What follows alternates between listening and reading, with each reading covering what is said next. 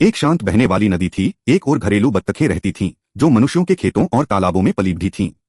दूसरी ओर जंगली ऊदबिलावों का घर था, जो अपनी स्वतंत्रता और शिकार कला पर गर्व करते थे।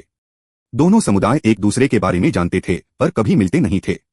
हर कोई अपनी अपनी दुनिया में सुरक्षित और संतुष्ट रहता था। एक रात घने बादलों ने आसमान को ढक लिया। तेज हवाएं चलीं और अचानक भीषण बाढ़ ने पूरे घाटी को भर दिया। नदी उफान पर थी और दोनों किनारों के जीव अपना घर बचाने की कोशिश करते रहे। बत्तखों के घोंसले बह गए, ऊदबिलावों की सुरंगें मिट गईं। सुबह जब पानी उतरा तो दोनों समुदाय एक ही किनारे पर आ मिले, भ्रमित, डरे हुए और पूरी तरह असहाय। शुरुआत में दोनों समूह एक दूसरे से सावधान थे। बत्तखें नरम स्वभाव की थीं और अपने भोजन को लेकर चिंतित थीं। ऊदबिलाव ताकतवर थे, पर उन्हें भी नए ठिकानों की जरूरत थी। धीरे धीरे परिस्थितियों ने उन्हें साथ काम करने पर मजबूर किया। ऊदबिलावों ने तेजी से मिट्टी काटकर नई छोटी सुरंगें बनाई, जिनसे बत्तखें सुरक्षित छिप सकें।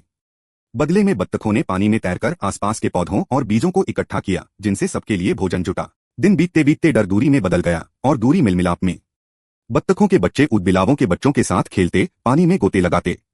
बत्तखों ने ऊदबिलावों को इंसानों की आदतों और खतरों के बारे में बताया, वहीं ऊदबिलावों ने उन्हें जंगली पानी में सुरक्षित रहने के तरीके सिखाए। दोनों ने मिलकर एक साझा घर बनाया, नदी के बीच एक सुरक्षित दलदली द्वीप। समय के साथ बाढ़ का घाव भर गया, किंतु नदी अब दो हिस्सों में नहीं बंटी थी। बत्तखें और ऊदबिलाव अब साथ रहते थे, एक दूसरे की ताकतों को पहचानते हुए।